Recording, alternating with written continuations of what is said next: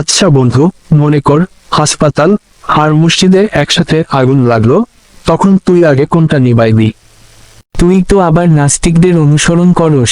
আমি 5 ওয়াক্ত নামাজ পড়ি, এর জন্য তুই আমারে বিপদে পালাইবি? শোন, 25 বছরের জীবনে শুনি নাই যে হাসপাতাল আর মসজিদ একসাথে আগুন লাগছে। তারপরেও তুই যেহেতু জানতে চাইছস তাহলে বলি শুন, যদি হাসপাতাল আর মসজিদে আগুন যদি লাগে, তাহলে আগে হাসপাতালের আগুন নিভাবো। আমি তোর এই কথাটা মেনে নিতে পারলাম না, কারণ মসজিদ তো আল্লাহর ঘর, এবাদতের জায়গা। তুই মসজিদের আগুন নিপাবি না, কারণ কি? শোন, আমি তোকে বলি, মসজিদে সুস্থ মানুষ আসে নামাজ পড়তে। যদি মসজিদে আগুন লাগে তাহলে তারা পালাইতে পারবে, আর যদি হাসপাতালে আগুন যদি লাগে তাহলে তারা পালাতে পারবে না, কারণ তারা সবাই অসুস্থ রোগী, তারা পালাতে পারবে না। এই জন্যে আমি প্রথমে হাসপাতালের আগুন নিভাবো।